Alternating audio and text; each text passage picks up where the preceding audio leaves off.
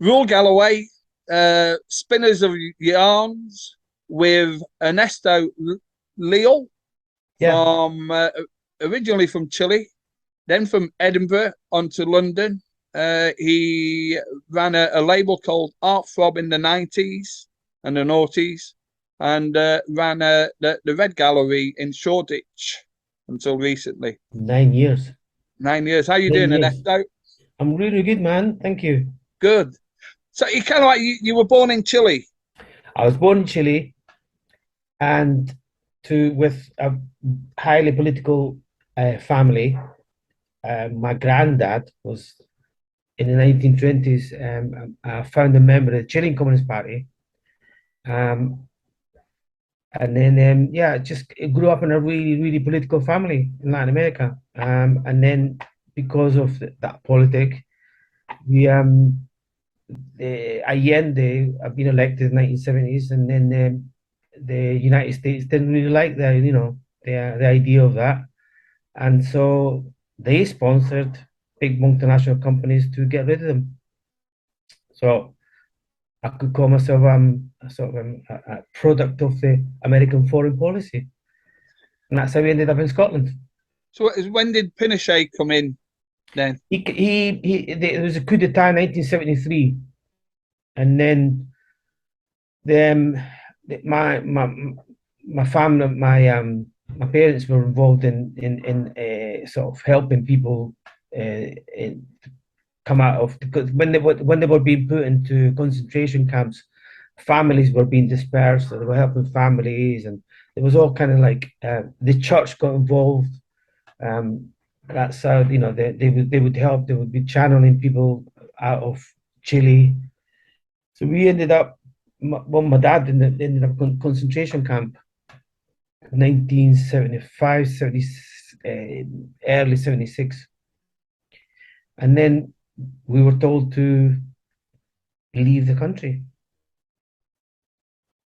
And that was it. So, I mean, kind of found out much later that what happened is that we did, because I went back to Chile much, much later. And my mum was trying to sort of sell furniture. She was trying to sort of gather money. But it was all being done very hush, so nobody knew that she was doing it. And then, because my dad had already left, so the idea was that he was going to go over to Argentina to do the Andes, and then we were going to follow him. And there's a massive road, there's a really long road that runs from the south of Patagonia all the way to Buenos Aires, and it kind of stops all the way. There's little stops on the way, so we were going to know that he was going to be in one of those stops at that point, because there was no internet at that point, did you? So we ended up so we found out much later that when we went back to Chile that my mum had got it wrong, the wrong day to leave. So we left a day early, and we didn't really know much about them. But what we found out again much later when we went back to Chile is that the day that we were supposed to leave, the army had come to ransack the house and get my mum up, so she would have been killed. Right. Wow. Yeah. So we were that far away from them. So you made your way to Argentina first, then? Made our way to Argentina, and we have family in Neuquén, which is at the bottom in southern Argentina, near the border. And we had family from my dad's side, but we didn't really know them. So we kind of thought we can go to them, and they knew that we knew that they knew that we were coming at one point or another. But like I said to you, that there was no communication, because in Argentina at the same time there was all these death codes with secret police from different like Argentina, Brazil, Uruguay, I think Paraguay. They were all interconnected, so they would do like these sort of raids on places on Chileans. So they would either send them back to Chile, but most of the time they just got killed on the spot. So we ended up in Neuquén for a little while. And then we made our way to Buenos Aires to what it would be the United Nations Hotel. So it was like a safe house. Yeah. And then from there, what you do is you then start applying for different countries for access to come to different countries. So we applied. Our family applied to Canada, Norway, France, and United Kingdom. And France would. We wanted to go there because my mom spoke French, and but they accepted the whole family apart from my mum. Same with Canada, they accepted the whole family apart from my mum. She was too dangerous for them. Okay. We got into Norway, but we got a chance to come to Britain. So because of the Scottish miners, they sponsored our family. So we ended up in Cowdenbeath. Oof. Like hard, sort of working class, mining town. I mean, it was poor. Yeah. It was freezing. I mean, I could tell you a few stories about that, but I mean, them really, really beautiful people, though. Really welcoming. They'd as we arrived in Cowdenbeath, there was a bagpipe waiting for us, welcoming the committee from the miners community, and they handed over a key to us, and we were like, "What's this?" It's like, "It's your house," and we were like, "What do you mean?" Like, because we've been living in boxes for bags for nearly 2 years before that, nearly a year and a half. And they were like, "No, this is your house." And we were like, "What do you mean now? No, this is yours." And we were like, "What?" Do you know what I mean? And we walk in and there's a fire, it's on, coal fire, and just really nice. They cleaned the whole house. They've even got, like, because they knew that we spoke Spanish. A lot of the people that miners have been to Spain, so they came back with these little Spanish dancers, remember those things? So they were all over the house, and that'll make you feel at home, kind of thing. They would bring coal to the house every day. They would just keep putting it in the back because we knew that, they knew that. And then people would come round to the front window because they'd never seen Latin American people. Yeah, They would come to the front window and kind of look in, and and then knock on the window and go like, "Hey, yeah." Do you know what I mean? Yeah. They would it's just really accommodating people, and then there was that one day we kept on seeing these two really old guys, and where are these people? Like, eventually they come over and go, we went to Spain to fight against Franco, and we were like, "Really?" And they started singing the International in front of us. So the flag came out with the Spanish, with their with their people, that the flag that they had used in Spain, like I don't know what's it called, the flag, like the was it the battle flag? Do you know what I mean? And they had their things, and it's just amazing people. Yeah. But what year was this? so it was early 76, no, late 76, late 76, early And 77, early 77. What year were you then? What age were you? So I was about 12. yeah. So I was kind of sort of, I was kind of basically, I've been sort of looking after my brothers and sisters as well, like, do you know what I mean? Because Two sisters, one brother. that's right, Juan and Sonia and Rosanna. Yeah.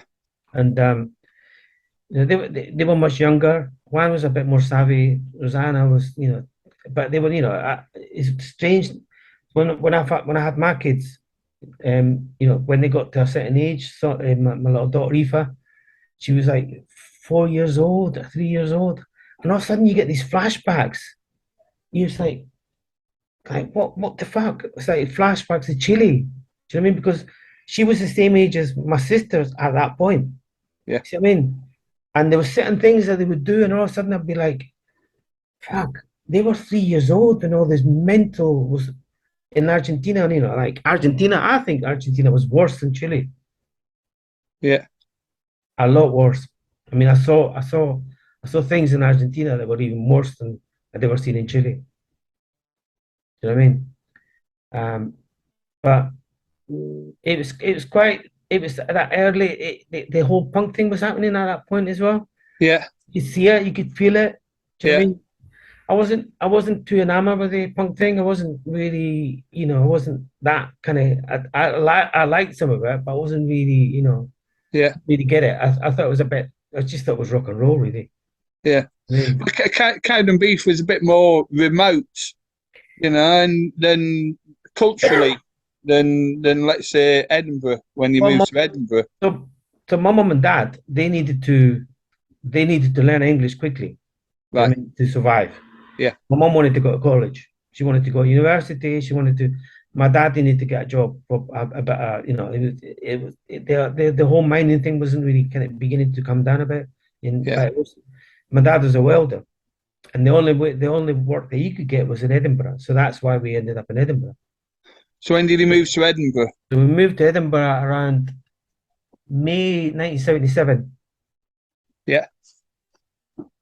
and the first thing your mum does, I mean, my mum does, she would always anywhere in the world that we were in, anywhere we were for more than a month, my mum would always try and get us into a school somewhere. Yeah. Like, she would just take it to a school and said, "I want my children to study." So I went to school in Argentina as well, in Buenos Aires. But so we ended up in Broomhouse. Do you remember Broomhouse? I remember him So very much. Yeah. we had never seen poverty like that. Yeah. Not even in Chile. Yeah. We'd never seen poverty like that. Yeah. Of like deep poverty. So that really shocked us. Do you know what I mean? Yeah. But my mum managed to get us into a school. Little did she know, though, that it was a Protestant school. Yeah. It was with Foresters, I think it was. Foresters. It was a non-denominational school. Yeah, but there was next door, I think it was St. Augustine's, I think it was called. That was a Catholic school. So that Yeah. kind of it kind of created a fight. There was always Yeah. fight between them. Yeah. And the school didn't know what to do with me. They didn't know what to do. Like they didn't have a program to teach kids like me English. So in a kind of way, they just put me in the remedial class. Yeah. And what that meant was in front of a TV, really. That was it, all day. And then, of course, the bad boys at the back, they were like, "Come with us." So I ended up going to football matches, like on a Tuesday night, on a Yeah. Wednesday night. I remember, like, on Wednesday night, I think it was, I don't know who it was. And then gradually I'm beginning to understand English and learn English. And I'm like, what are they saying? Why are they singing "Kill the fucking Pope"? And I was just like, fuck. And then I saw the green on the other side, and I'm like, oh fuck, I'm in the wrong side. There's no way you're going to change your football team at that point, aren't you? So No. that was it for me. I was, which has created quite a lot throughout my life. Has always created a lot of problems. And all my mates have always, for some strange reason, they've always been Catholics. Yeah. And they can't handle the fact that I'm a jambo. They really can't. Irvin Welsh, he just can't handle it. He just looks at me, "You're a fucking jambo. How the fuck did that happen?" Well, I moved up. I moved up there in '78, so I was 11. Right. I went to 3 football matches. I went to Ibrox to a game against Southampton in the Tenants Caledonian Cup, and then I went to see Hearts play Middlesbrough, which is my team, in a pre-season friendly, and then I went They've back got a really to weird they've got a connection though, haven't they? They've got a maybe strange connection. They're really weird because I went to Middlesbrough one time yeah with Hearts. yeah. Yeah, And I there was was in another game a couple of years later as well. So and I there was in was, the Middlesbrough side. yeah, there was back then. And then I went to a game back at Tynecastle, Hearts versus Rangers, October or September. The standard of football wasn't very good. It put me off of watching football for the next 5 years of living in Scotland. It was just grey. Just not compared to English football. That it did put me off. So I never went. I went, my dad in the town that we come from, which is a navy town in Chile. Yeah. There's a team, there's a naval team, Yeah.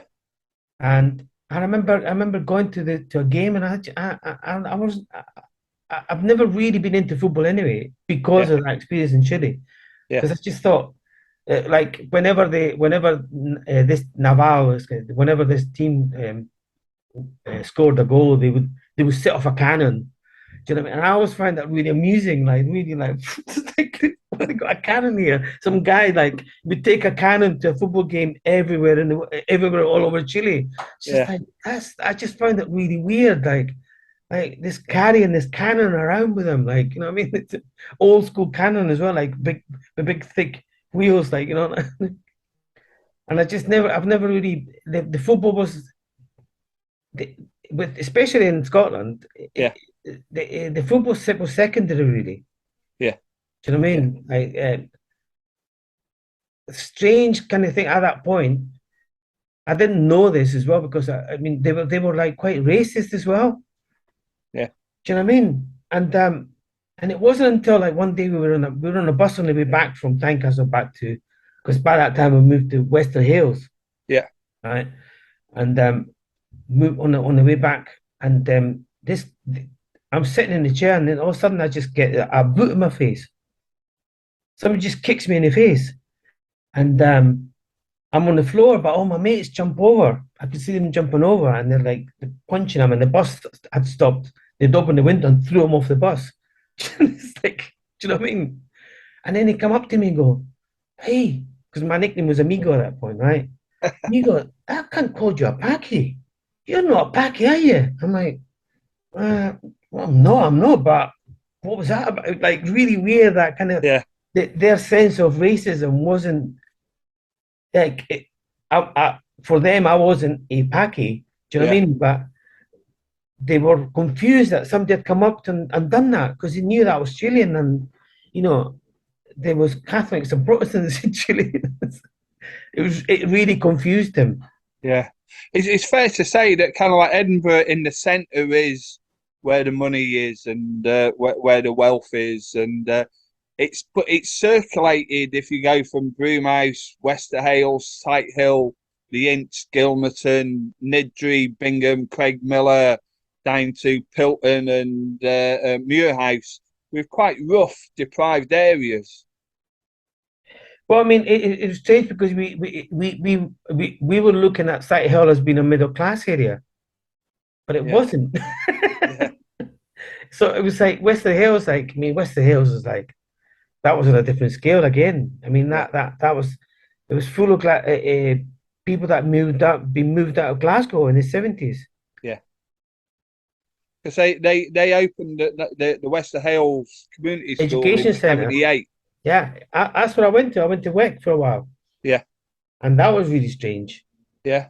That was a really strange school because, you know, it was a kind of school where like you had these kind of sort of teachers that they would say to you like, "Oh, you don't have to call us by the Mr. So and so, you know, just call me Yeah. by my first name." And then you're like, "What are you talking about?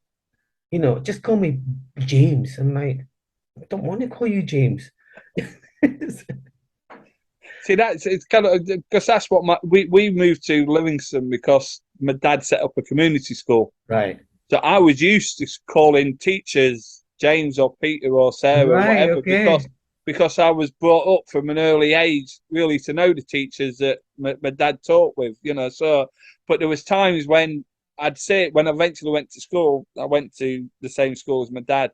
I'd get a teacher like Mr. Rafferty that I'd call Bernard once, and he let rip at me and put me in my place, you know, gave me detention, you know, Yeah. and it was just like, yeah, but that's your name, isn't it? You know, it's fucking, Yeah. and that's in reality, you know, we're all equal, you know, and if you want respect, you kind of like, you have to earn it. And by earning it, you've got to speak to me in a civil manner, you know, But and names are important, you really know. important. I mean, it's like I said, I don't know if one day I walk in the house and there's two police officers sitting in the classroom, and there's a guy in the middle of it, and we were like, this because it was a community school, It was like, allowing for everybody. You see, like, you had like somebody's mum and dads in there trying to get back into education, and that was quite nice. But one day, like, there's Jamie Boyle sitting at the back, yeah,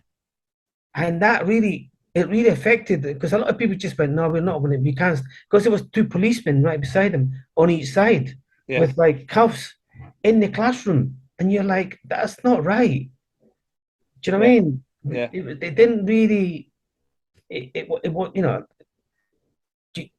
I mean, I don't know if anybody else have been to a school with, like, police officers in full regalia.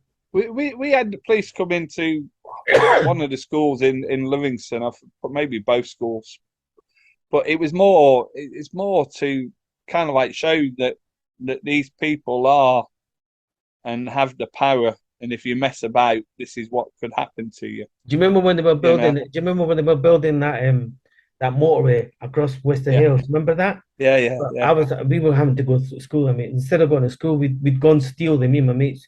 We'd go and steal the The big diggers. machines, like. Yeah, And yeah, one day the police was chasing us, across the building site. You know what I mean? Like, my mates were throwing like bricks at them and all that. And eventually they catch us, and they eventually say, right, we're gonna do you for those this and all that. And I'm like, all right, all right, all right. So on the way back, they're kicking and punching us and everything, all that kind of stuff. Getting in the car, we get back to the school, and as we come out the car, the whole school's waiting, and like, yeah. And I said to the police, I said, I hope you're not leaving that car there. He's gone, get inside, you wee shite. Go on, fucking, I've not got time for you. And then we go inside and we get told off by the headmaster and all that sort of stuff. Right? This is really bad for you. And as we come out, the car was on bricks, burning. And the police was that you, wee shite? And I goes, I was with you. What are you talking about? He's gone, fucking get the fuck. Like, it was so comical. Like, and after that, I used to see the policeman much later when I started doing clubs. yeah. I would see the policeman. It was like, you bastard, you burned that car. Because I wasn't. I was with you. I was in the office getting told off. And he just remembered that for years. He would see me. He would come down outside the club in Cambalache sometimes and go, Yeah. "No, you shite." But it's Edinburgh's quite exciting, and in 78 to 83, whilst I was still at school, kind of like I love coming through to Edinburgh on a Saturday because the whole record shop scene was vibrant. Edinburgh had great record shops, and there was always. I knew a few people from Edinburgh because some of the Livingston lot knew people, and some of them moved through to certain areas. So you'd go through, you meet some friends, and it was all quite tribal. But meeting friends outside Lisson on Frederick Street or going There's up a to the picture other of you. record shop. Was it a picture of you outside or something? Was it? Which one? Was it somebody? I saw a picture somewhere. Like, I was people standing outside Bruce's. Remember No, Bruce's? probably not me. I mean, I went into Bruce's, but in 78 and that whole area, 78, 79, that whole area was great because you had Bruce's on Rose Street, and then you had Virgin on Frederick Street, and then on the other side you had Shop I Listen used to sell Records. the Vivian Westwood stuff. Remember? Yeah, Right across from Bruce's. yeah. And then because obviously Big John worked in Listen.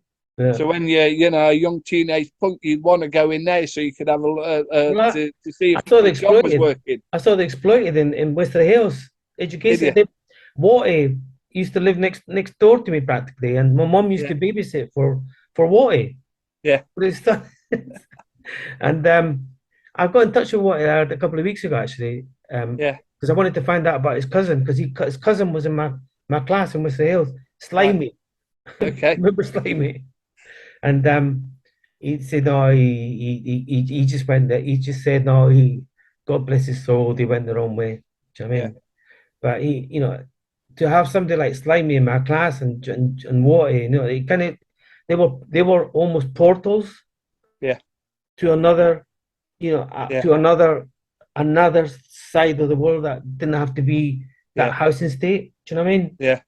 Because my second gig that I ever went to see, which was at the Playhouse, was the Ramones with the Spectres with Glenn Matlock supporting. but the Exploited were the first band on the bill.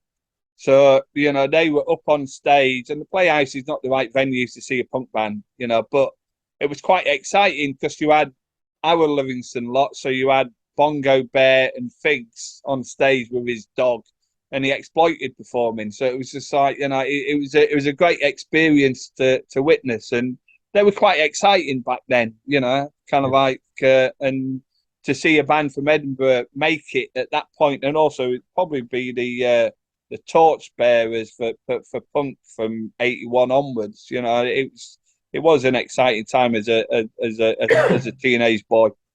Well, the kind of it's almost like there's a whole. What I've noticed in Scotland, there's that whole thing with postcard and all that. Yeah, which undeniably it is quite historical, but there's also another side to Scottish music. Things like like exploited, and even before that, there was like kind of that whole kind of sort of rock thing that had been going on. And I'm only just sort of finding out, like that what's his name, that comedian, and he was part of, So it's quite strange that there's all these other layers that have been going on. Do you know what I mean? Yeah. Like going back to the record shop thing, the first time I met Dave Carson, he was working behind Bruce's. And I just went in and said, "Oh, what you got then?" And he goes, "Oh, this has just come in," like, and it was I think it was the Ruts' first single. Yeah. And you got to listen to this, and he played that, and I thought I was really excited, that I thought I can't wait to get home to play it, like, because you would play it for 4 or 5 days in a row, wouldn't you? Yeah. Back to back, blah blah. And but on the way there, I got a kicking from these fucking Teddy boys because they thought I was a poof because I had a Bruce's bag on me. and every time I see Dave Carson, says, you got me a kicking that time, like, But it was nice. That was kind of that was the first time I met Dave Carson. You know what I mean? Yeah. That's when because was he singing with Boots for Dancing at that point? Yeah, I think that he was in another band before that. I can never remember that, but it was I can't remember what the band did. Flowers or something like that, but that was the band that he was playing at the time. Yeah, there was a lot eventually became the Boots for Dancing. Yeah, there was a lot of bands around Edinburgh at that point. There was a lot of gigs happening. There was a lot of creativity. Well, there was the rehearsing spaces. There was full of rehearsal spaces down Nidri Street. Yeah, that. I think that's what kind of. So I would say, in a weird kind of way, you can look at these sort of places like, community centres. Yeah. Do you know what I mean? Yeah. People to develop their skills, as it were, so they were cheap space. I mean, they were horrible. They were stinking, but it allowed for these people to sort of, develop their ideas and so on. I was talking to somebody else about that. That whole scene kind of, we didn't look at London as a kind of beacon. Yeah. The people I knew, we were always looking at New York or even Detroit. At that point, we were looking at. I was more interested. I'm more interested in the kind of sort of poetry side of them, more the art side of New York. So I always liked that connection, that kind of cross of between art, music, and all that, and in Scotland. There is a history of that already. There is a tradition of that with the Kellys. Do you know what I mean? So where the music happens and then music stops, and then somebody does a poem. Yeah. And then the music comes back again. So there was always that tradition anyway. So it was you could understand that a bit more from the New York side. With the Beat Generation and so on. Do you know what I mean? Yeah. And so there was always more in Edinburgh. There was much more connection with that, or even Manchester. I remember there was loads of connection between Edinburgh and Manchester at that point. That's what year did you leave school then? So what happened? My mum and dad, we're in Cowdenbeath. I mean, in Wester Hales, and the teacher says to my mum, says, "You need to get your children out of here." So by that point, my dad was working in the oil rigs. Yeah. And at that point, I mean, it was like, they were making thousands and thousands. They were able to buy a house in Marchmont. Okay, yeah. So we moved to Marchmont, and then I went to James Gillespie's for about a year and a half, 2 years. That Yeah. didn't go down well.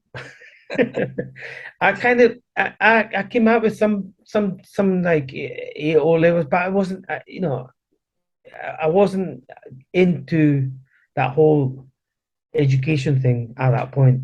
Really, it's just my thing was God. It's just I met loads of people from in Wester Hills. I'd already met people. I don't remember the YMCA. Yeah. Remember the YMCA? There was a YMCA, so I used to go there because they used to do like they used to the bands used to play. I think Exploited played there. The The Five, Exploited played there, yeah. yeah, and so but what it did though, it made me meet. It allowed me to meet people from other parts of Edinburgh that Yeah. were more interested in music. Do you know what I mean? Or French films or something. You know what I mean? Like, Yeah, yeah. do you know what I mean? Like, Yeah, yeah. uh, it kind of like really they would show you films like they would show you films that they would try and put you off taking drugs. So they would show you like these sort of Christiana F. That they would show it to you in the YMCA, Yeah. and you'd be like, why are they showing these films? And they were brilliant. We were like, wow, I want to go there, and I want to take some of that. And like, but the people that were running that, they were trying to show you that that's if you do that, that's what you end up like. And we were like, that music's brilliant. What are you talking about? Do you know what I mean? Yeah, yeah. Serpico, the other one was Serpico, like the one about. So yeah, it allowed me to meet other people. Yeah. So all of a sudden I was like hanging out with people from art college. Do you know Yeah. what I mean? And Yeah, that yeah. really changed I didn't have to be part of the schemes or the schemies. Do you know what I Yeah. mean? Yeah, yeah. But all my mates were all schemies. Yeah. But I met other people like me who didn't want to be labeled with a schemy because Edinburgh is like that. It's got that, the posh side and the schemies. Yeah. And unfortunately, my accent, it was really hard at that point. It was a really hard Edinburgh accent. Like Yeah. it was like a big B, like no, not even people from but it was one of those that you talk like that, eh? You talk if you want to just want Mumble. you don't want anybody to fucking hear you, eh?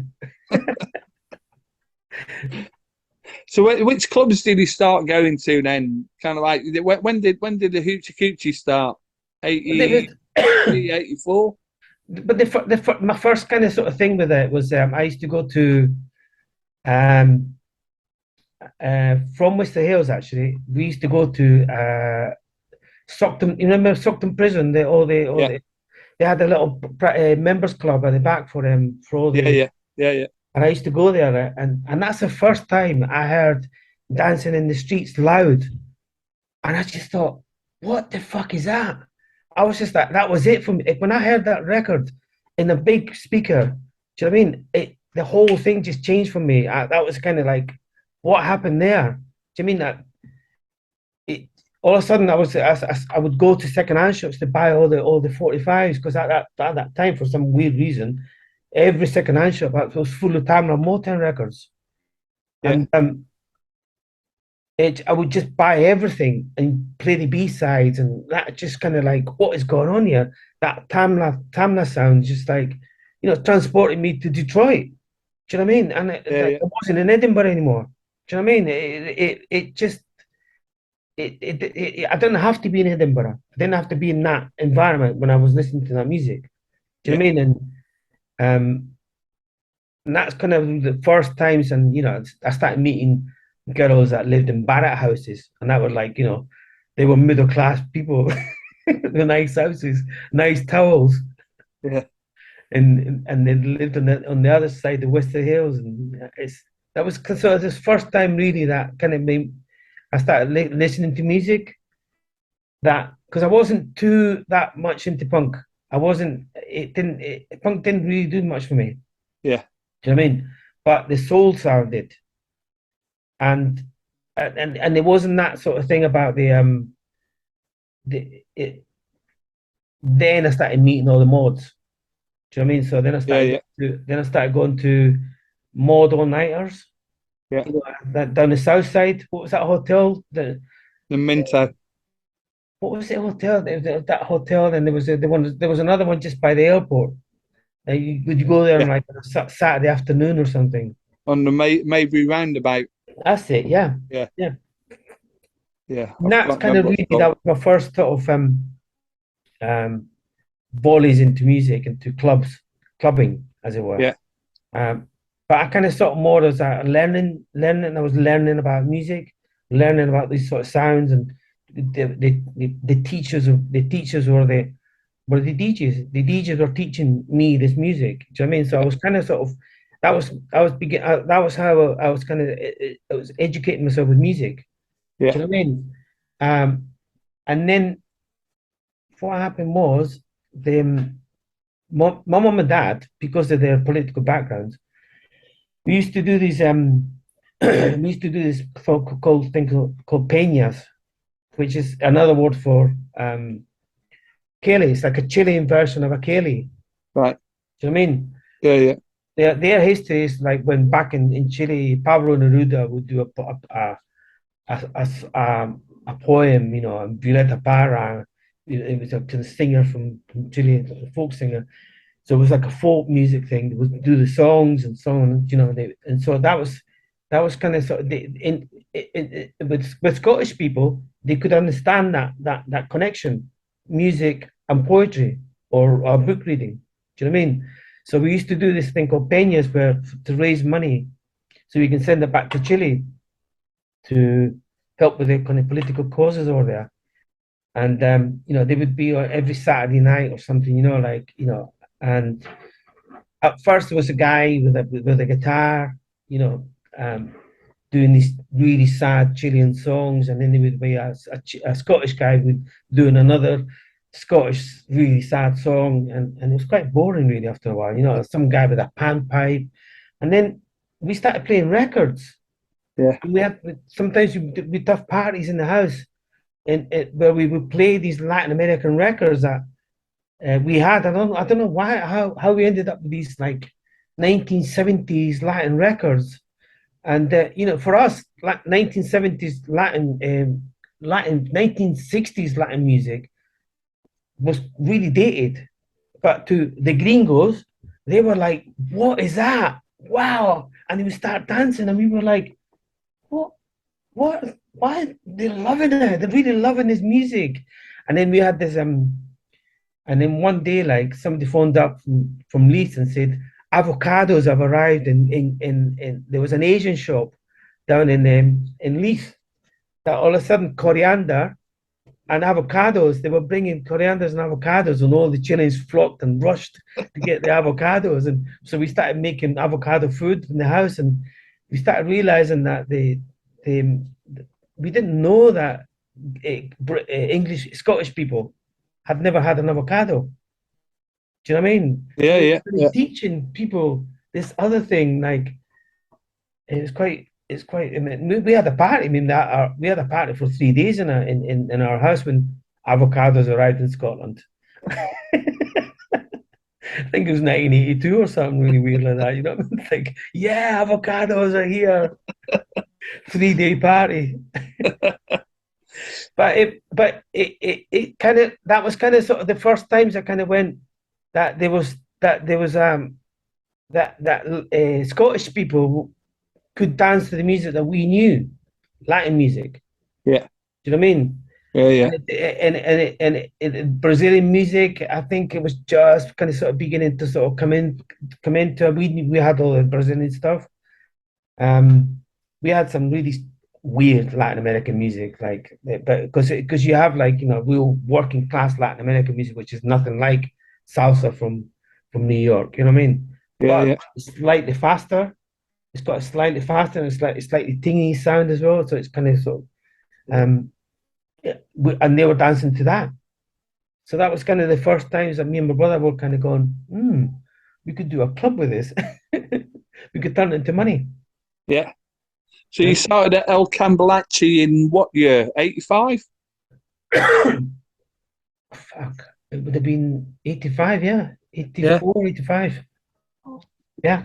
And what was the concept behind there? Because you had your mum and dad and your sisters involved, didn't you? No, I mean, there was there was another friend of ours who we'd met through clubs in Edinburgh and Hoochie Coochie and so on. And he used to play like he was like rockabilly. Right. And so he had an amazing rockabilly collection. Uh, so we didn't see any difference between rockabilly and Latin American music. We just saw it as dance music. Yeah. We just saw the whole thing as dance music. Do you know what I mean? Other people tried to sort of separate, but we so he the first Cambalache that we had it was like a jazz club, and that where it was in a tiny little room basement just on Nature Street next where the I think where the City Cafe is now, two Yeah. doors down from there. There's a little basement thing, wine bar. Where I didn't want anybody to dance. I just wanted to listen to jazz music and Latin music. I just wanted people to listen to it. Yeah. But people started dancing, and we were like, "Fuck, we can't stop them." Do you know what I mean? Like the dance, they want to dance. Yeah. And there was still it was still that period when like, a lot of people used to dress up to go out, like really dress up. So it was really flamboyant, and all I think all the second-hand shops, there was that whole vintage sort of look at that point. So it kind of really fitted quite well with kind of the whole Latin thing, that uh, drinking wine and all that kind of stuff. And then, so we kind of realized quite quickly at that point that we needed to go somewhere else. And then there was a friend of mine, Mike McGinn, who comes from a kind of old family in Edinburgh.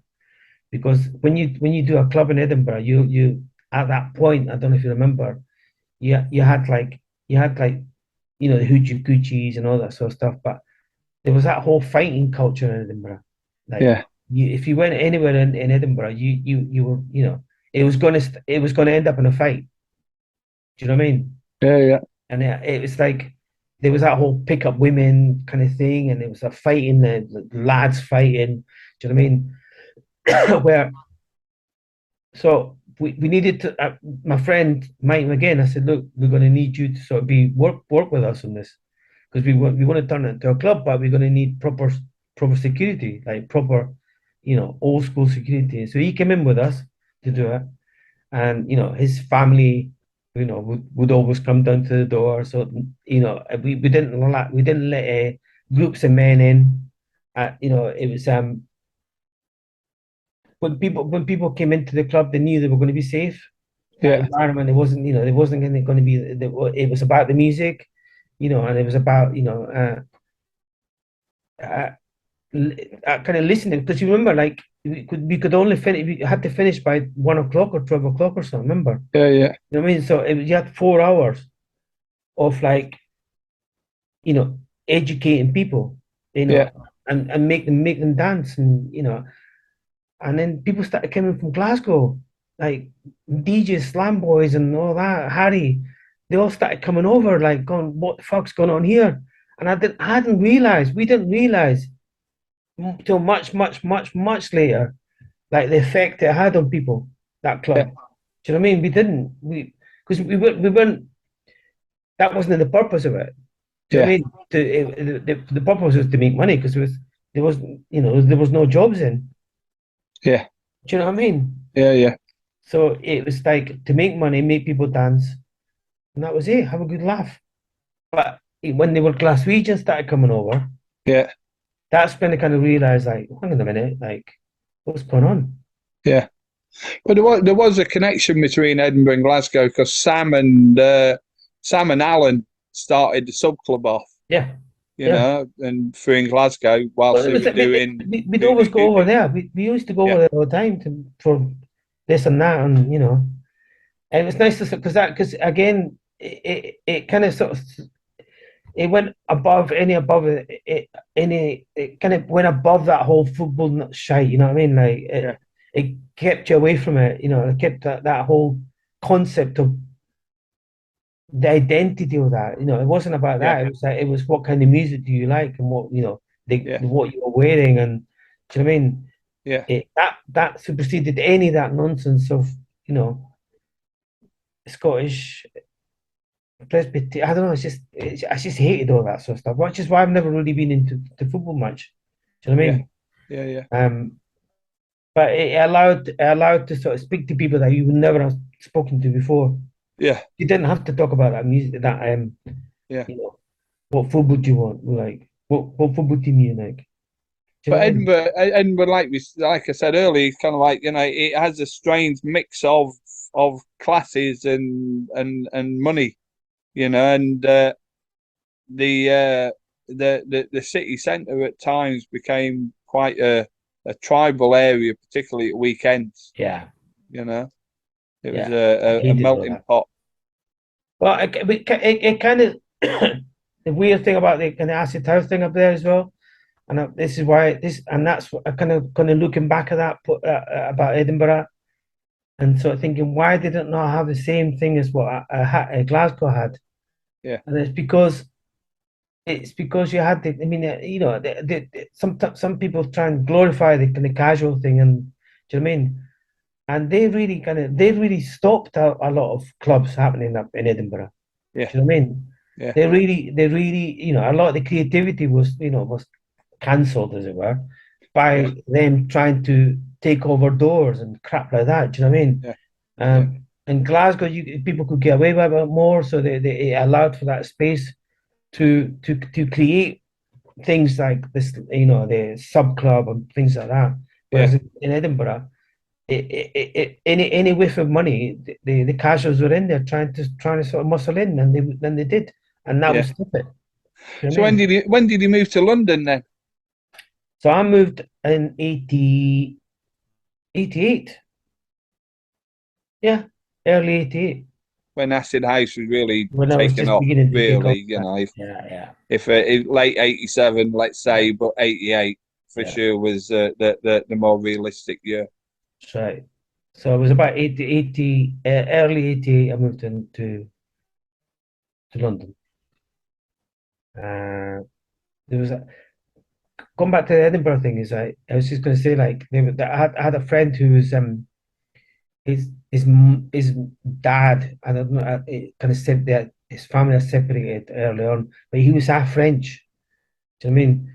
And so his name is Gerard, you know. So me and him would, like, you know, would go to, like, you know, to impress girls. We just try and talk in French or something, you know, like, and the girls would go, "Oh, you from?" So we'd invite them to, you know, watch uh, Breathless, you know, the film Breathless, Yeah, you know, to the French Institute, because you had the French Institute in Edinburgh.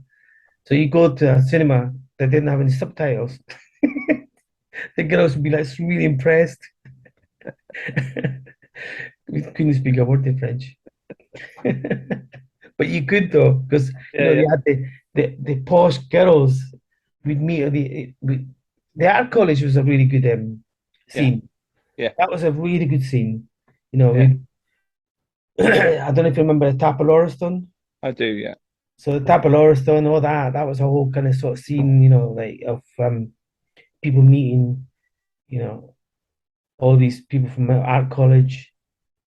It's kind of made me think about the whole kind of how sometimes you get you know, like when they talk about certain bands, you know, they were like an art college band, as if it's they're being dismissed, like being dismissive towards them being from art college. yeah, But I think that what we're talking about earlier on, about how, like, you know, education in this country, you know, most people fought for yeah, that right to be yeah, educated. The people fought for that right to go to that college.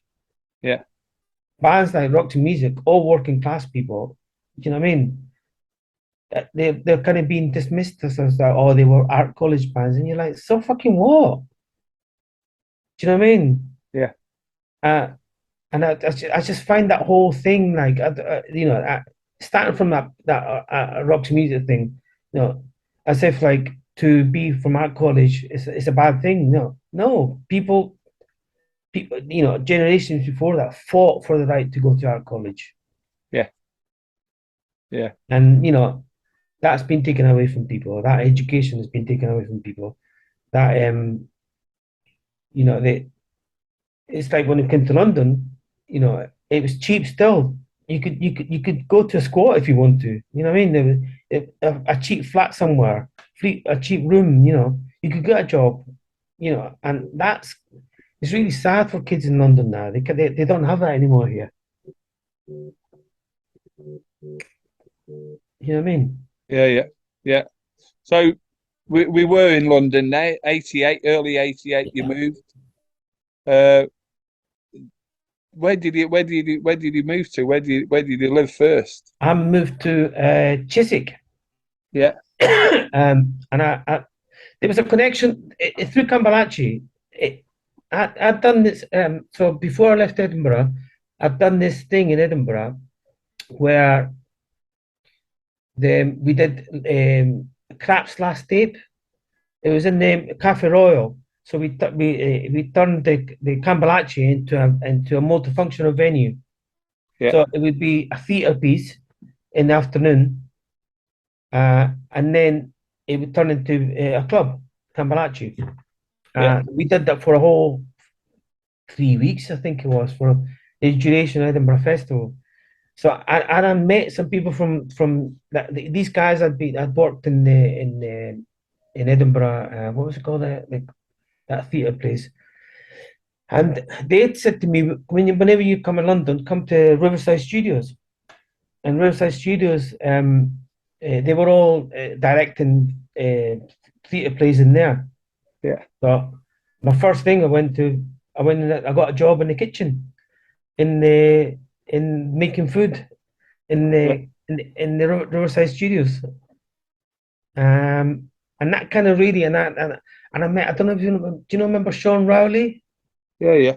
Yeah. So London Records was around the corner. Yeah. And they would listen to the music I was playing at the back, and they were like, "Oh, that's really good." Like, go, you need to come to this place, and it'd be like some massive acid house party, and blah, blah, blah, do you know what I mean? Yeah. And that's that kind of whole. I met Sean Rowley then at that point. Then I moved to Brixton, but then I was in Brixton for a couple, and I got myself a flat in Old Street. Yeah. And so you're talking.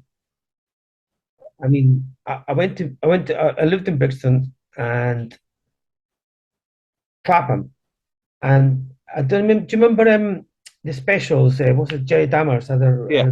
he had a recording studio down there, Yeah. and again I needed a job, and I went into a shop and a sandwich shop, and I said, "Oh, have you got any jobs going?" He goes, "What kind of music do you like?" He said, "Oh, I like this." He goes, "Right, you got a job." We're making sandwiches. And gradually we kind of realizing it wasn't just a sandwich shop, it was something else. Yeah. Yeah. He was, and he'd have all this acid house music blaring out of speakers while we were making sandwiches, you know what I mean? But then he was delivering other things, and I was just fucking hell. That's how I ended up going to Shoom with Right. him. Yeah. Yeah, Yeah. dropping. I was like, what? It took me years as well because I had years and years because you're in the middle of it and you're doing this and that. That Shoon was the same place as the fitness center. Yeah. I thought the fitness center was a completely different place for years. But then I was like, oh, it's the same place. So I ended up meeting loads of people at that point as well. Yeah. Um, And then if you move to Old Street, late 80s, that was quite a run down area. it was like Yeah. being in Shenfield. Yeah. Like, seriously, it was like you could have been. It would have been. It was like Livingston. It was like that derelict. Yeah. It was. I first went in '83, and it was some rehearsal studios, and it was just a derelict site. There wasn't anything going on around there. Yeah, I think it's called St Matthew's Church. it was still a derelict church. I mean, it was still a bombed site. You know, when I first moved there, it was still it's the roof had sort of come through, and Yeah. so um there was still the bomb sites in that area. I mean, I think there was where that hotel where across the road from Red Gallery, I think they built a hotel um there, and it was like a sort of bric-a-brac guy. They used to walk about with a horse and cart back then, picking up rubbish from the streets, and he would take it back to this place. And he was there for centuries. And it was a bomb that he was working from this place as a bombed out site for 25 years. It still had that thing. I mean, the first time I went to the base cliff, Yeah. so you'd go up Pitfield Street, and then there was no lights in the streets. There was no lights, but there was this one door at the end of Coronet Street on the corner that had this light coming out of it. The first time I went there, and I remember going there on a Monday night, Norman Jay's, and I didn't, it's just you got to go there, you got to go there. And I remember going there, and as I went in there, there was a bike outside that wasn't locked. I'm like, what's a bike there? I'll get that on my way out. And then I go downstairs, and at the bar there was a policeman's hat on the bar with a policeman next to it. And it was his bike. I got to meet him years after that. Look, I've talked to him for years. It was that kind of place. I mean, but you went in there into the base cliff, and you on a Monday in January, third week in January, it's the only thing that's around, and it was full of people, and you knew when you went into that spot at that point you were in the future rather than, do you know what I mean? And you were in the future. You and all the people I met from that point onwards, I met Farouk from Joy Sound System at that point, remember? Yeah. Because they used to do the Thursday night, Joy, and all these people I met from that at that point, I still know them. John from Spiritualize. Yeah. Lovely John. Yeah. He's got the record shop up in Hackney. Yeah. I like John. He used to come to Cambalache. Did he? Yeah. Yeah. Because he's from Dundee, is he not? Yeah, he used to come to Cambalache. It's fucking mental. No, he's a lovely fella. John Coxon. Yeah. So, I still, all these people at that point, and that kind of really, it kind of got me away from Soho, because I was hanging out in Soho at that point as well. Yeah. And I didn't really like Soho. I found it a little bit too, it kind of reminded me a lot of like Edinburgh, where you had like these sort of like, enforcers on the doors, shit like that. Do you know what I mean? And I wanted to get away. I've always wanted to get, when I see that kind of nonsense, I just go, that's it, I'm off. I can't be bothered. I don't want to be part of that, you know what I mean? Yeah. Which is one of the reasons I left Edinburgh, because of that. But it got me away from Soho, and all of a sudden you had this, I mean, because there was nothing there, it was like, it was open. I was like, this is it. Yeah. This is it. Do you know what I mean? And I always kind of there was loads of art galleries, and there was more art galleries, and there's empty spaces, and it just made it easier to be on the blag. Do you know what I mean? Yeah. You'd go there. I mean, there was a guy started up still in Ackroyd, James Goff. Do you remember James Goff? No. So James still in Ackroyd is like a sort of estate agents. Okay. I started off in this tiny little room, tiny little office on Carton Road, and you had this. As you walk in, you had this woman who used to sit there with a typewriter. It's James. Yeah, he's at the back. What do you want anyway? So I said, I've got a film shoot on Friday. I was wondering if you had any empty spaces. And James would go, yeah, we've got this place, and he said, how much is it going to be like for a day rate or something, just give me a couple of £100. So they give me £100, £200, and so he gave me the keys, and then one time I was dropping the keys back on a Monday, and I dropped the keys and I said, James, I'll be back. I think I've got another job in a couple of weeks' time. Any chance of anywhere? She goes, yeah, anytime. So anyway, so as I was going out, and the woman stopped typewriting, and I hear Ernesto, and I was like, oh, what? What? He goes, what were you doing at the warehouse the other night? And I said, well, it's a fashion shoot, some French guy, blah blah blah, bullshit, bullshit, bullshit. He goes, funny that, Ernesto, he says, but I've just sold them. I've just sold the warehouse because they tell me that they were at a party there at the weekend.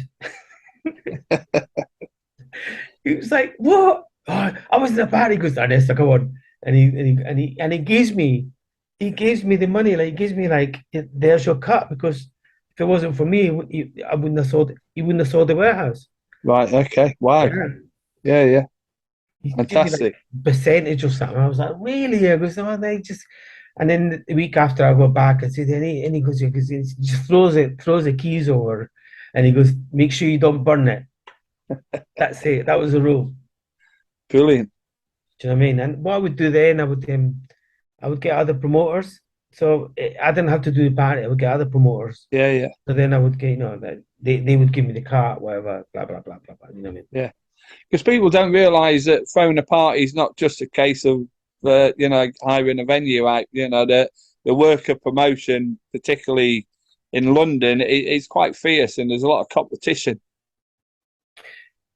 Well, I mean, that's one of the things I'm doing at the moment. I'm trying to put a whole concept, an idea of, because I'm trying to work out. I'm trying to explain the moment. Yeah. That moment. There's so many factors that make that moment happen. Yeah. And there's so many things that could go wrong to make sure that moment never happens. Yeah. I mean, and there's more times when it goes wrong than it actually happens. Yeah. I mean, but sometimes those wrong moments can create that little thing that you think, oh, that bit worked, and you sort of, you then, and then you get other promoters that kind of list. They're looking at you. Yeah. Yeah. What didn't work, or what worked and what didn't work. Do you know what I mean? And sometimes they would go on to make it better, which is always a good thing. Yeah. But the process of it, the actual process of it, I think it's a really interesting process, because it's not just the music or the DJ, which I think is a really important part of it. But there's so many other factors that go with that. Do you know what I mean? So yeah, things like Shoreditch. Do you know what I mean? That whole space, Shoreditch. Do you know what I mean? As an empty space, it allowed for not for that creativity to happen, and not that much dissimilar to having in industry in Edinburgh, the rehearsing spaces. Do you know what I mean?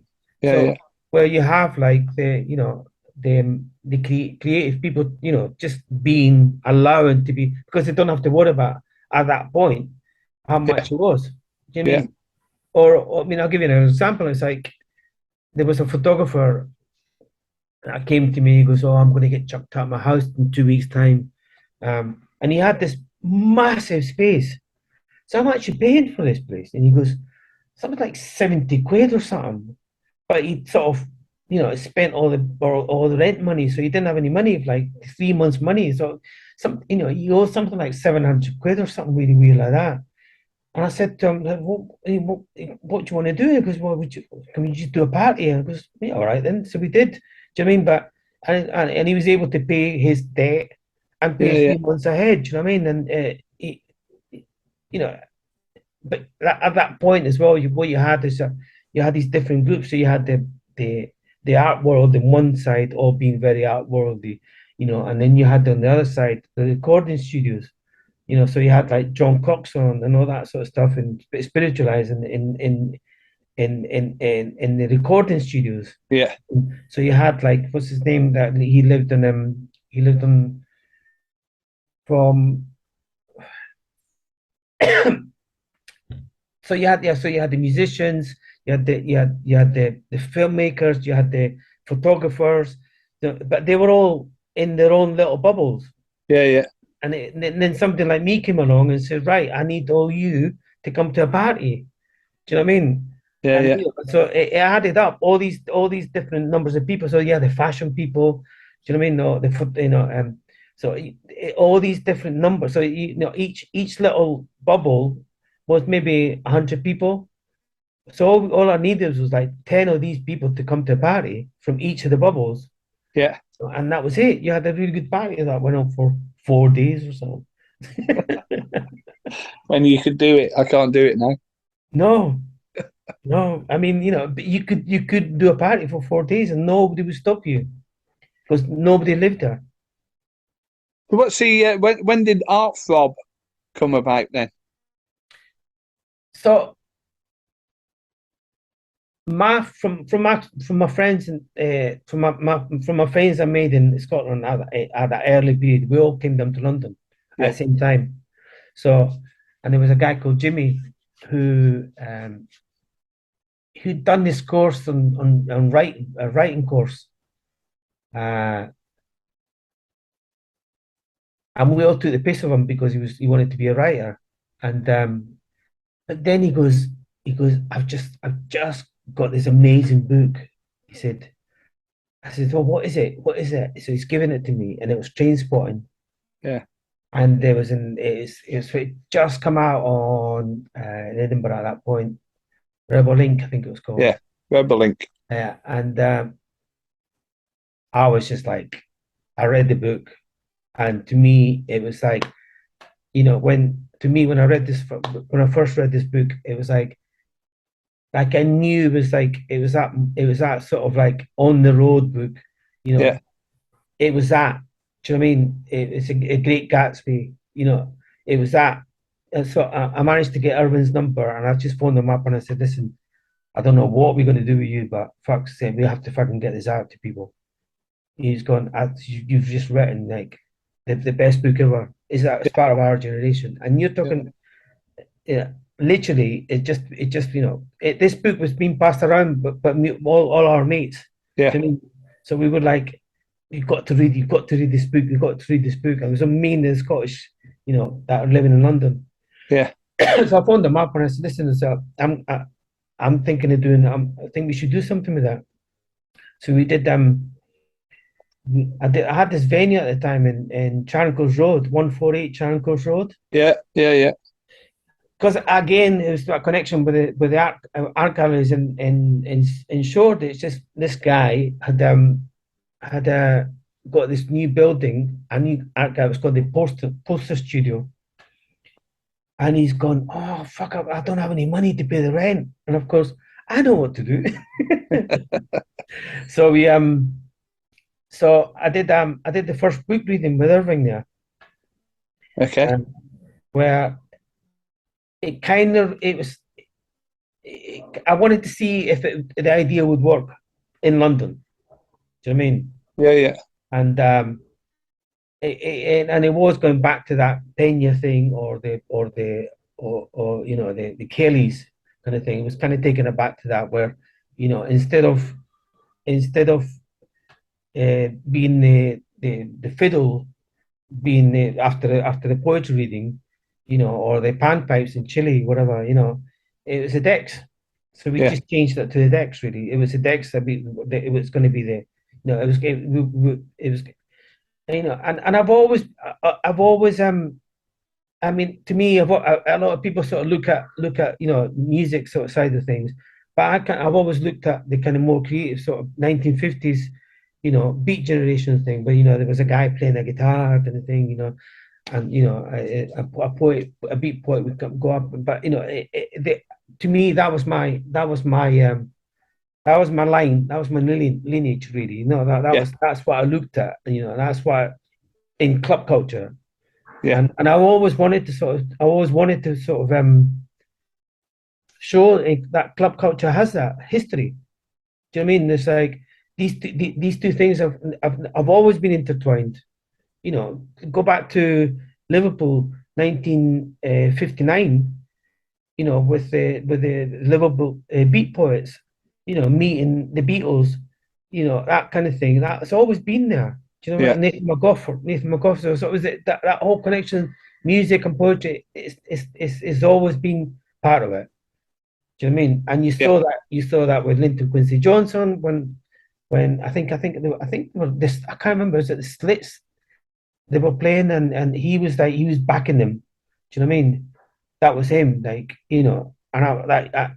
and I'm seeing Linton Quincy Johnson again. By that point, I was yeah, like, "Fuck, amazing!" Do you know what I mean? So to me, it's not something alien. Do you know what I mean? So I yeah, knew that that formula has always worked.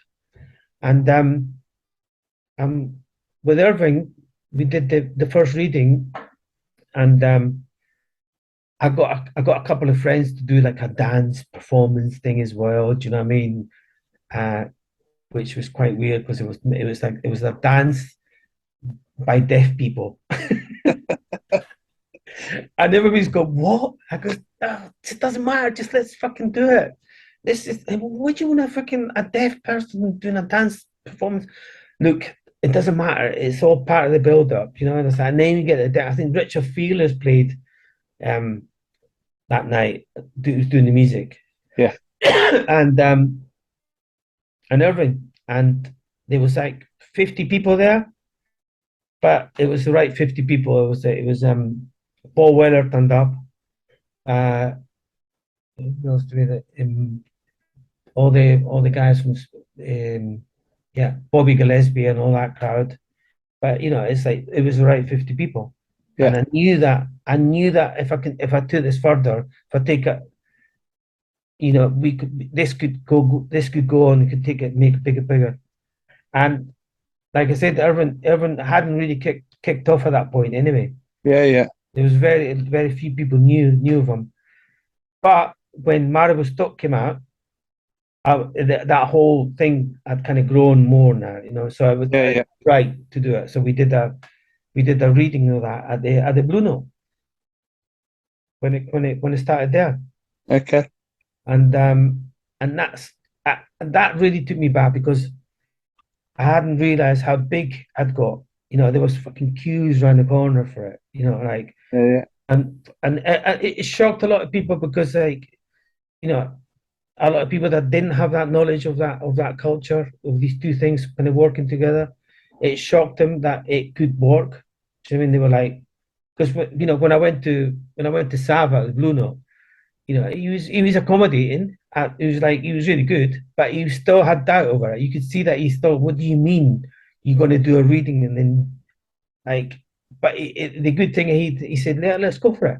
Do you know what I mean? Like so, and that was good. That kind of energy from people like Sav at that point, yeah, who were like accommodating, even though they were a bit skeptical, scared. Nobody's going to turn up, and then fuck, we were shocked at the amount of people, yeah, that were trying to get in. um, and that kind of really kind of from there on, it's like Warner Brothers was picking up labels at the time. yeah, And they came to us, and I said to them, that I'm not gonna do like a normal rock and roll thing. There's gonna be like the mute dancers over there, like that's all going to be there. Like it's going to be a night just full of films or something. Doesn't necessarily have to be music yeah, driving it. It could be the it's the focus of it, but it's not what's driving it. Do you know what I mean? And luckily so we signed a deal with Warner Brothers. So, did you have any music at that point? It wasn't music. Did I have any music? Did the label have any music? No, no, not really. I mean, it was. So you sold the concept then to Warner's? Yeah, Yeah, on the basis that there was no music. yeah, I mean, the music, of course, the music's because I mean, it stands to reason. It's a label yeah, at Warner Bros. So yeah, I mean that, but getting music is not. It was the easy bit part of it, really. Do you know what I yeah, mean?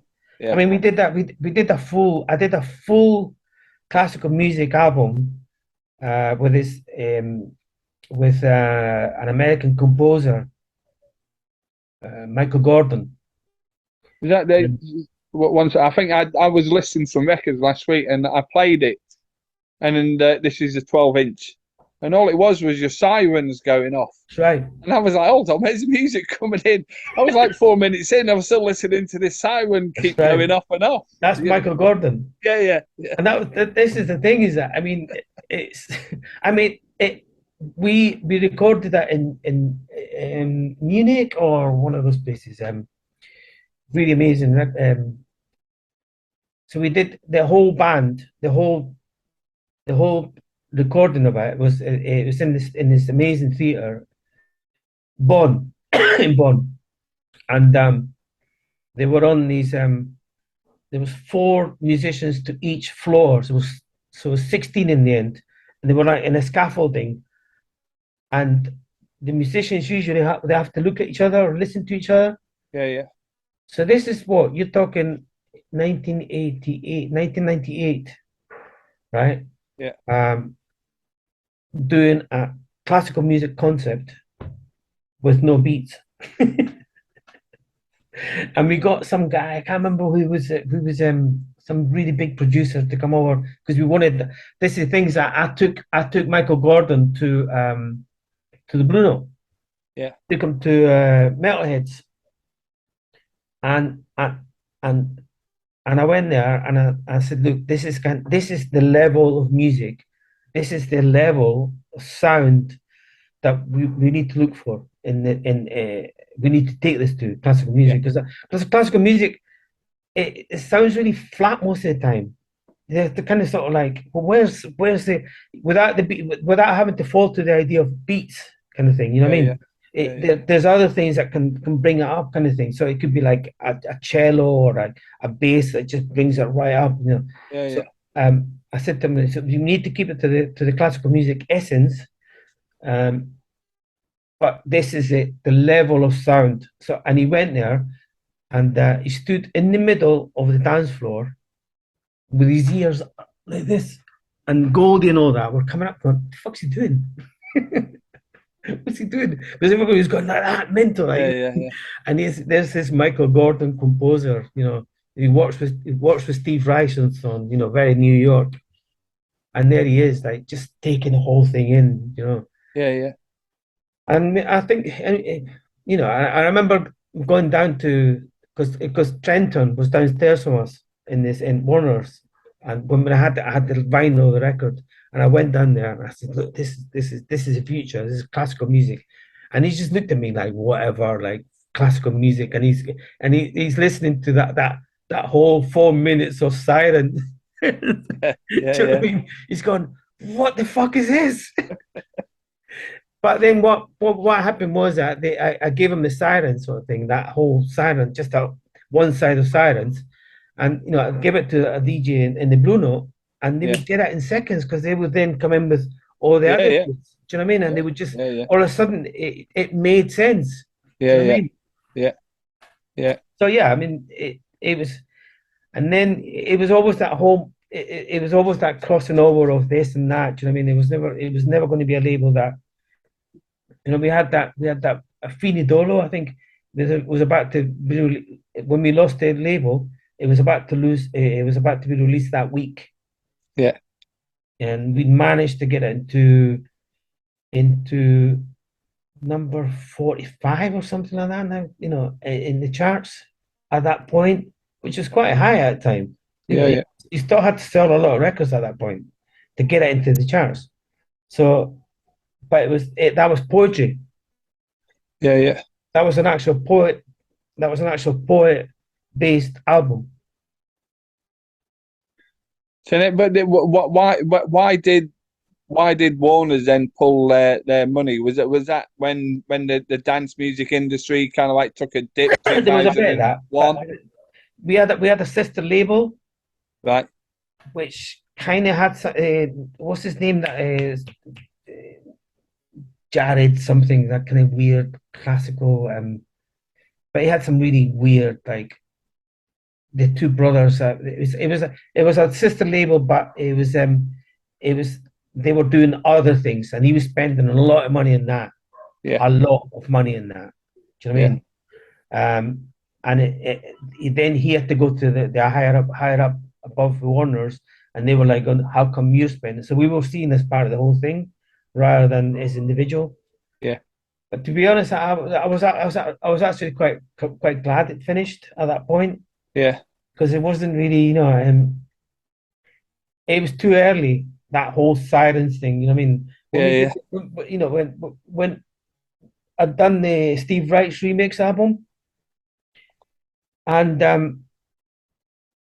they there's a whole kind of hierarchy in Warner Brothers. I mean a deep yeah, yeah, hierarchy, yeah, yeah, and then there's a whole bubble that just looks after yeah, non-such records, and it's got Steve Reich, and he's got like these lawyers protecting him, like.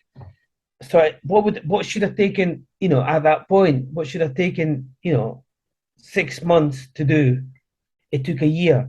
So by the yeah, time we got to the year, things move so fast at that point, that a yeah, certain sound that was really hot 6 months before didn't sound, it sounded like shit by that point. You know what I mean? yeah, So yeah, we had that. We wanted things to happen. But even when I went to Warner's and said I want to do a remix of Steve Reich, and everybody went, "Oh, you can't do that." And I goes, "Why not?"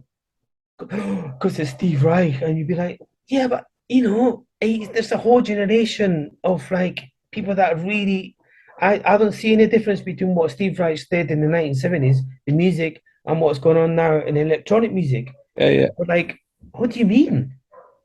They just didn't. We got it. They didn't. So it took a bit of time to sort of, even to the point where we had to go and find the original pieces. It was like eventually it says, "Oh, you need to go and talk to this guy over there in that room." So you went up this room, Warner Brothers.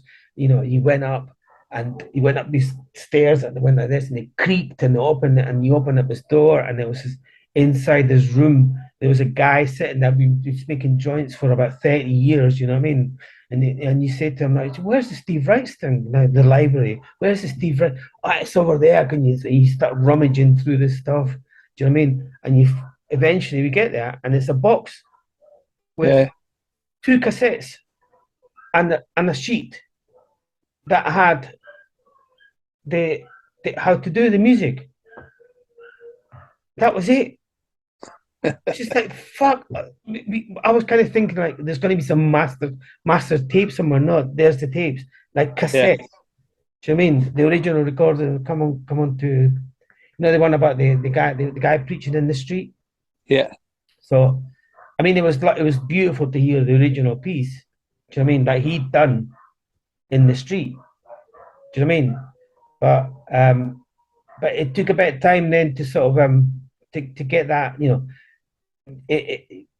had to handpick some of the remixers and say like, we want you. And then at that point as well, there was people doing remixes, for 30, 40 grand or something, 50 yeah, grand. yeah, It was really, and I said, fuck that. I said, there's no way we're paying 30, 40 grand to anybody. yeah, yeah, yeah, This is what we're going to pay you. Take it or leave it. But it is Steve Reich. Do you want it? And if you don't, some manager was going to come up and go, "Why but he's getting £50,000 now from blah blah blah." And you're like, whatever. yeah, And it worked because it got the best out of people from that. It was like, no, this is we can't afford 30 grand yeah, for your remix. I can't remember. I think it was yeah, there was a few people that kind of thought, but in the end they were like, "No, come on, guys, this is a Steve Reich track. Come on, nobody's doing this." So it took a bit of time, and eventually we managed to release it. It comes out, and it did really well, and still doing really well. They've managed it. They've changed that around. They've added yeah. other things, and but the original one, you know, it is what it is as an art piece. Do you know what I Yeah. mean? And none such as kind of since that has kind of carried on try and do more versions of it, which is fine. Do you know what I mean? And then they wanted me to go over to work with what's his name from Talking Heads. He, David Byrne. yeah, he had a label at that time at Warner Brothers, and he wanted me to go over there to work with him and all that kind of stuff. And I was like, nah. So I was quite glad when it finished. You could have had the Scottish connection with him.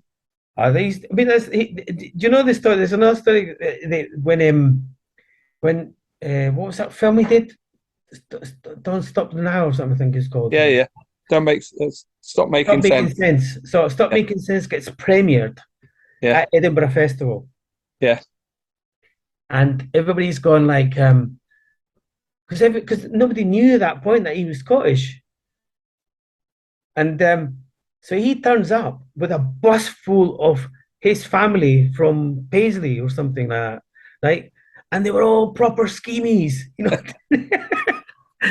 And Edinburgh hoity-toities, you know what I mean? The Edinburgh Film Festival, like, oh my God, you know, and if the bus, they fell out the bus because they were all drunk, do you know what I mean? And they were fighting and they were shouting each other, yeah, fucking, like, can you just get a bottle of whiskey? And like, no, like, and all the Edinburgh Festival people were shitting them. It was the funniest thing ever to watch David Byrne's family. And he's got a really deep Scottish accent. yeah. Did you go to the Edinburgh Rock Festival in 1979 in Ingliston? I remember something like that. Yeah, but I Because remember jumping over the fence. Talking That's right, Heads yeah. played then. So That's right. we went to that. I was 11 or 12, or 12 I probably was, 12. And Talking Heads played, Van Morrison, Steel Pulse, The Undertones, The Valves played from Edinburgh. And that was a great experience, you know. I don't think I appreciated them at that point, you know, because I was still into But you that. didn't, did you? You didn't. You No, didn't. That's right. You didn't. And this is the thing is a lot of the bands you watch are so, you know, this is something that kind of sort of uh, I try and explain to people that you can't put money into culture like this. I mean, it's like when you have like the kind of sort of the marketeers, you know, like trying when you know when you're getting sponsored by you know so and so, you know, you've done a night. And all of a sudden they want to buy into it, so they'll sponsor the night, blah blah yeah, blah. You know, they're able to quantify it a bit, but even then, they can never quantify. You know, so some of the bands you've seen playing, you know, there was only or some of the clubs that I've been to, right? Some of the clubs that I've been to, where there's only like at the beginning of the club, that first night, there's only like maybe 5 people or something, you yeah, know, yeah, and the promoters are kind of like, should I do this? Should I do this? Should I carry on? Because you're losing money. Everybody's losing money. yeah, So yeah, you know, and you can't quantify it. Do you know what I mean? At that point, you yeah, cannot you can't. But the cultural impact of a night like that, when there's 5 people at the beginning of that, you know, yeah, it's like, you know, yeah, 30 years later, you can see it. It's like, yeah, wow, that's what happened. You know, yeah, and you can see the whole trajectory of that culture moving like that. You know, this is yeah, what I'm trying to say to you. I'm trying to sort of put together a whole, not a book, but like is to try and explain what it is about that moment that yeah, works. Do you know what I mean? yeah, yeah, So many things that can happen. You know, I mean, even then when I was at Red Gallery, like you know, the we were by the end of it, you know, there was a lot of like there was the police were really scared of like some big bomb or something going off or something. So you know they would come out and tell you these things. You know, you got to do this, you got to try and do this. You know, searching bags and all that sort of stuff. You know, um, you know, you know, you're putting money into an event. You know, And there's so many things that can go wrong, including now, a yeah, bomb going off around the yeah, corner or something. Do you know what I mean? So, yeah, yeah, you spent when we had the red market, it used to cost 20 grand to put up to open it, just to open it. yeah, Do you know what I mean? And there was one summer that it like right on when we were supposed to be opening the doors, it would start pouring rain. yeah, We just knew that we just lost 20 grand at that yeah, point. yeah, And that yeah, went on for like 4 weeks or 3 weeks or something. That one year, it was the yeah, worst summer since 1720 or something. yeah. We ended But up owing 200 grand or something. You know what I mean? Like fuck. It took us so a you year. once we're going back a bit. So Arthrob finished, and then you took a breather for a few years, and you got involved with Red Gallery. What year was that? um, I carried on with we carried on with Arthrob for a while, Yeah, but more as a kind of label doing house and sort of we did you kind of picked up one of the tracks with Dean. huh? Dean. No, it was after that, so it would have been like that kind of co-op look. Remember co-op? Yeah, yeah, yeah, yeah, So we picked up a couple of tracks from that, and then there was Alex Arnott. Alex Arnott. yeah, yeah. No, Alex. He was working with us at that point, and we did some parties in Ibiza. We did a party in DC-10. I did loads of things like that at that point. Carried on for a while, just doing that kind of thing. I did a thing called London Tokyo Clash, which is a kind of cross-cultural thing between Tokyo music labels and London-based music labels. Yeah, yeah, We did a party in London and Basement Jacks, and we did a party in Tokyo at the same time. yeah, And then we brought the DJs back 4 weeks later that played in Tokyo back to London and so on. Do you know what I mean? yeah, yeah, So we did a few things like that, and then I kind of started reading more. I kind of started looking at more kind of start looking back at the whole art side of things, and what the connections was between music and art, and I did then I did start looking at the whole acid house thing, but I didn't want to look at from the kind of from the DJ point of view. I haven't got anything against DJs or anything, but what I do know is that a lot of DJs like to talk about themselves a lot, which is yeah, fine. Do you know what I mean? But I kind of started looking at more the kind of graphic art side of things. yeah, yeah, So I started, I thought I saw that as an important aspect of the culture that hadn't really been talked about at that point. So you're talking 2006 or something like that, or something like that.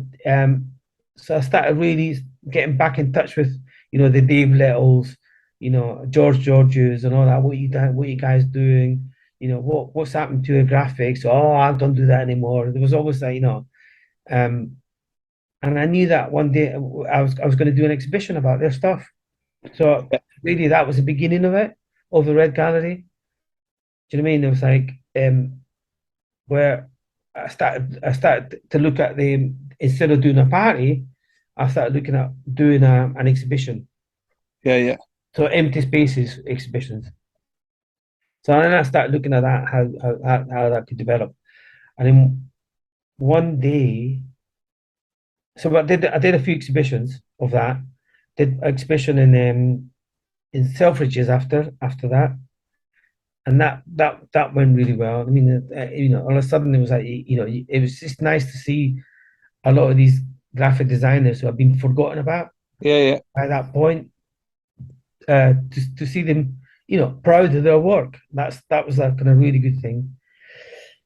And then I did this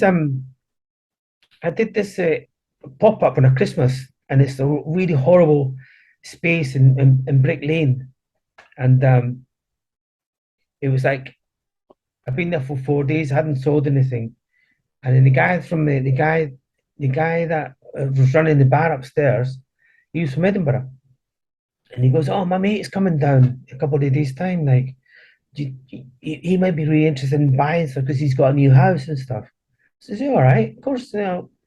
So so he came in and went, "Oh, I like that, like that, I like that. Can you deliver it to my office? There's a card." And turns out that he's working for the Reuben brothers. Yeah. And he says, what you guys do with yourself?" I goes, "Well, I'm just, you know, I kind of want to develop the idea of the art galleries a bit more," kind of thing. He goes, "Do you know, we've got this building up on Cutton Road, in Old Street, Yeah. that's going to be sold. It's been sold, and it's in the papers are going through with the developers. Blah blah blah. You know, and if you want, you can have it for 3 months." And I was like, "Of course, I'm going to fucking have it." I get the keys. I had to go and do this paperwork, blah blah blah, all that sort of stuff. I get the keys. I phoned up Rob from Star Group. Remember Star Rob Murray? No, Rob. Yeah. Yeah. I goes, "Listen, I think I've got a spot." He goes, "Right, okay, come on." And we open up this place, and you see all these fucking rats going everywhere. You know what I mean? Like scuttering away. And we're opening doors. I mean, like this, and then we open a door, and it's going to a basement. And managed to get the lights. And Rob went, "Oh my God, brilliant! Let's do it. Party next week." You know, that kind of back to that Yeah. again. Yeah. Yeah. Um, and so we carried on doing parties for about 3 months in there, and then the landlord said to us, "Oh, I don't think this sale's going to go through. There's loads of problems. The council don't want to do this." And he goes, "Well, you can have it for another 6 months if you want." And by that time, we'd already spent the rent money. And so I'm like, "Fuck." So I phoned up another friend of mine and said, "Do you want to come in with us?" Czech guy from Czech Republic, Yarda. And listen, you know, this because I needed somebody that was a bit more focused on making sure that it Yeah. didn't fall apart. And my deal with him was this: listen, whatever. This is the deal. This is you look after the money. I'll make sure I just get all the other bits. I said, "Don't let me touch money. Don't. I mean, I'm really bad with money. You give me the money in one hand. By the time it gets to this side, in front of you, it's gone, disappears. So don't ever give me money. That's the deal." And Yeah. and that was it really. Because and then gradually we started taking more floors, and then they said, "You can take the floors upstairs for the offices." And we were like, "Well, how long is it going to be?" It goes, "Well, maybe 6 months." So it's another 6 months.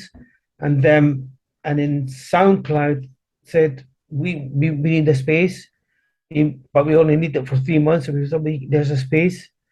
And then we were there. They were there for like 4 years in the end. They started Yeah. taking up more spaces.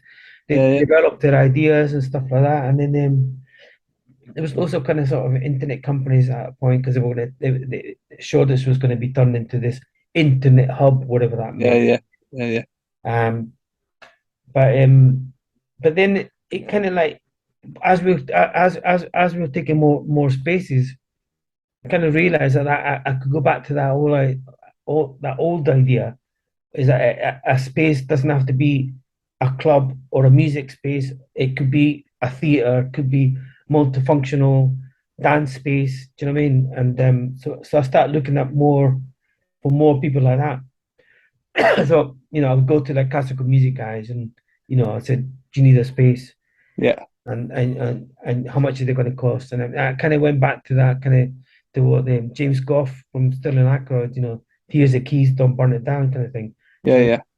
And they were really shocked that you had that attitude with them, like um and you could see the development of that kind of thing, like then we started bringing food to it, again that goes back to that Kelly thing, like Yeah. having food, music, and poetry. These are three elements that and then I started working with some theatre guys. Yeah, I mean it's and then what was that boiler room? Boiler room turned up as well. They Yeah. Yeah. they had a tiny little room at the beginning of that. So we had some good sort of people that they were able to develop their ideas Yeah. for nothing in the middle of Shoreditch. And Yeah. the weird thing that happened at that point as well was that the new train station had been built. So Shoreditch Shoreditch train, High Street. yeah, Yeah. that came up. And so what happened was that the whole emphasis of the Shoreditch experience have moved to that side. Yeah. So we could have been in Wolverhampton, really. Do you Yeah. know? Yeah. Yeah. Because like that bit of Shoreditch was empty. Yeah. Everything had gone. Shoreditch House was over there, blah, blah, Yeah. blah. Yeah. That Yeah. was the epicenter of the whole thing. Yeah. And Twitter didn't exist. Instagram didn't exist. Facebook had just started a Yeah. year before that. So that whole social media thing, Yeah. so we were experimenting with that as well, getting people, all of a sudden there was these experts, do you know what I mean? At social media, Yeah. asking us for 10 grand for £10,000 to run our social media thing, like really? It was, but yeah, Yeah. but it allowed for a lot of that, because it was costing us nothing apart from the rates, right?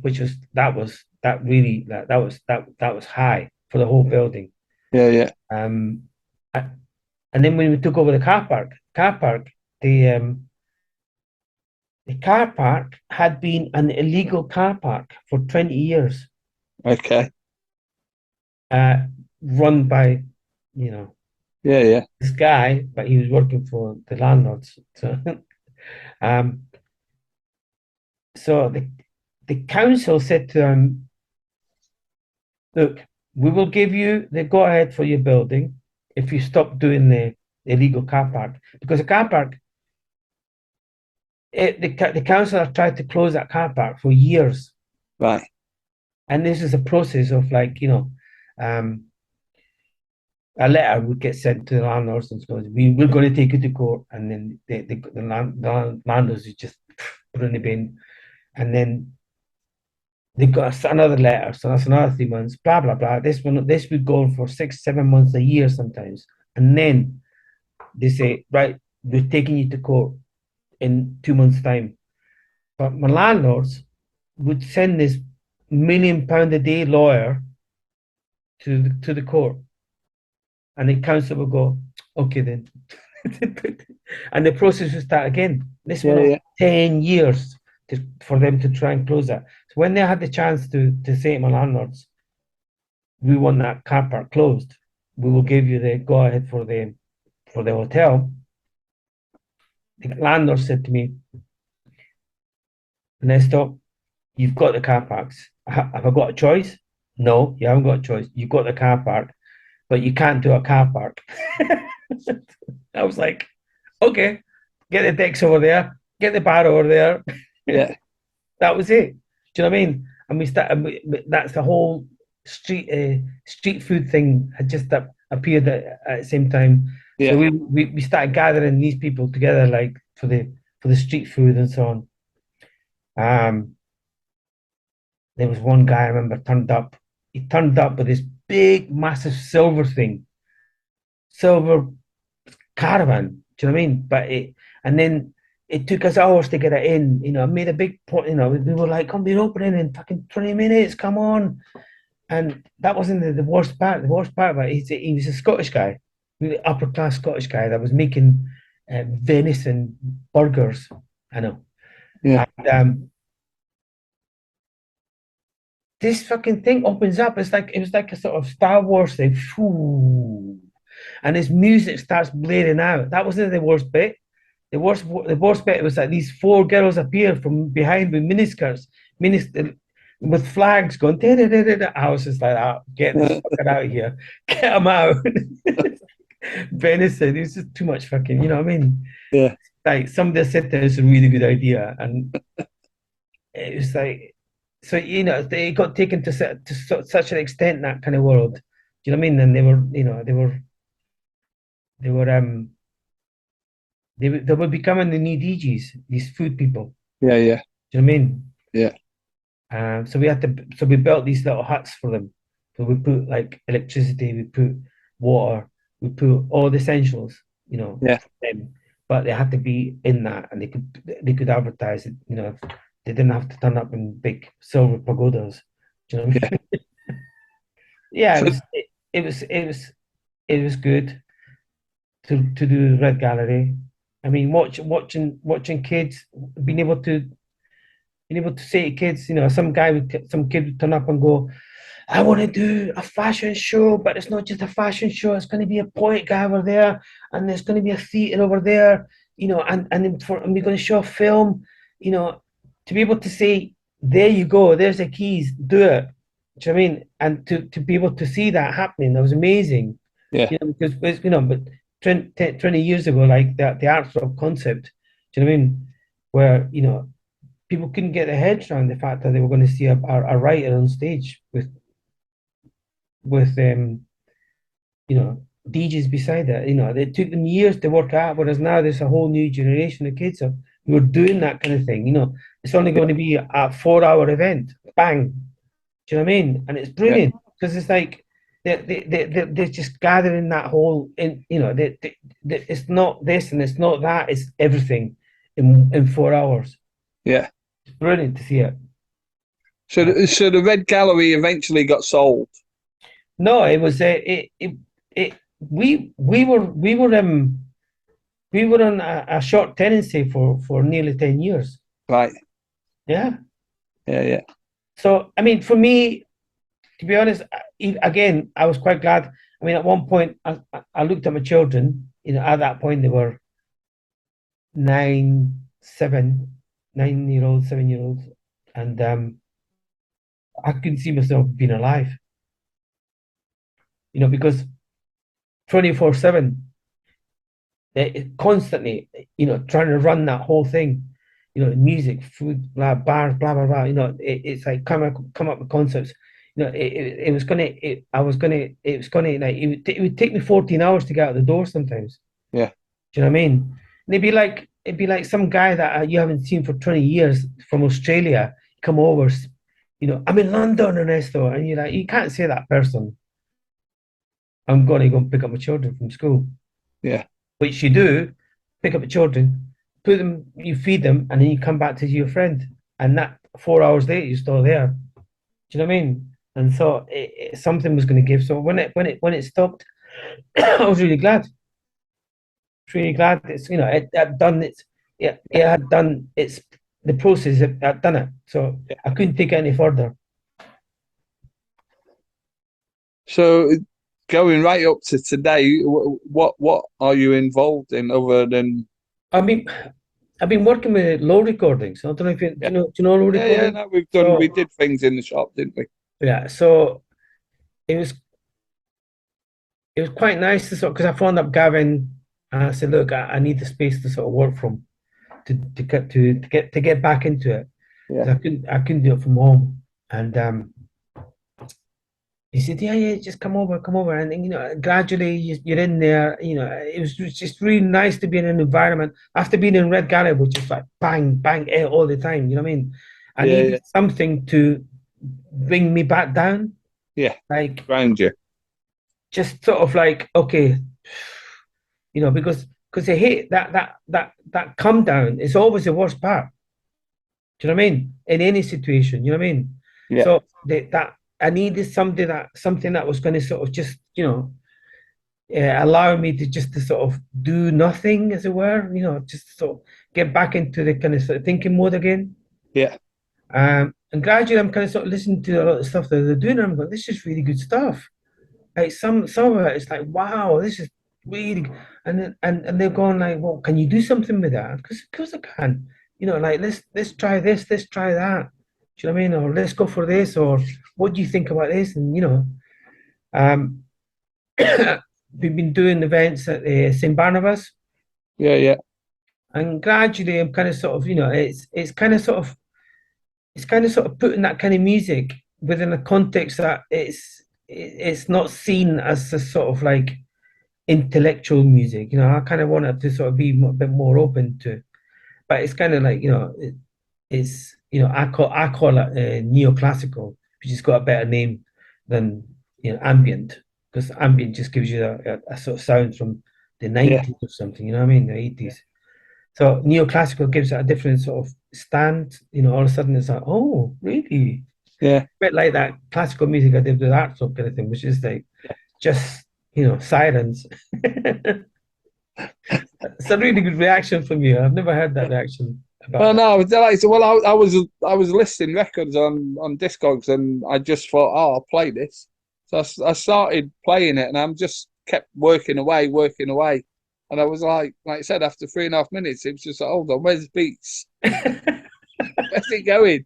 But you get transfixed with the music because it's quite soothing, if you know what I mean. Yeah, yeah. You know. This is the thing is that is that type of music. It allows you to have that a different headspace. All of a sudden, you're in a complete different headspace. It's like Yeah, you're not transport. I mean, one of the things about the music that we know is that we know it so well that we're dissecting it all the time. We're yeah, continuously dissecting it. Like, oh, that's from that, or that's from that, or that's from that, or that's been taken, and you continuously. And it's like it's like, all right, okay, we get it. Like, and I do it all the time. You know what I mean? Like, um, it's great. I mean, I've got this a 14-year-old kid who like, he won't let me listen to his playlist. I'm gonna have to find it. Do you know what I mean? And they're beginning to realize as well, like what I do, because I was just this guy. And my dad, it's just my dad. But yeah, now they're like, what you work with him or you work? Oh, really him? Like all of a sudden, say, what was that name? The one that's just they're going to win the awards.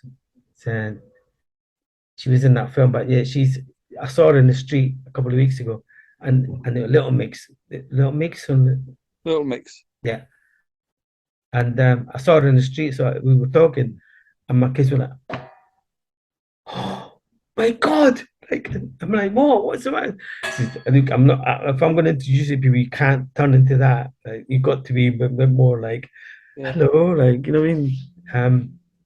But yeah, so they're beginning to sort of see that this dad's quite cool. yeah. But what you got to remember, because I worked out quite early on, we're all just human beings, you know. You kind of like you can never put somebody on a pedestal because they're making music or they're getting hits. They're just a human being, and if you're respectful for them and if they're respectful back to you, then they're a good person. But if they want to put themselves on to a different level, then they're not the kind of person I'd want to be hanging about with. No, I mean, but this is the thing is that we work in that we work in that we chose a Yeah, long time ago yeah, to work in this world. So we don't like I said, we continuously dissect every type of music that is anywhere. yeah, We're always kind of sort of saying things like, oh, that's from that, and I'm always trying to keep away from that kind of mentality where people, you know, they don't meet them like they used to. That kind of attitude. I hate that attitude. Do you know what I mean? yeah, I find that I hated that when I was a kid. And I find that I'm hating it even more now when I hear people saying things like that. It's yeah, like dismissing the whole generation. You yeah, can't. yeah, They've all, they're always going to go. We did it. We looked for our own space, head yeah, space, mental space, physical space. We chose it. Why not to dismiss a whole young generation? I think that's yeah, something wrong there.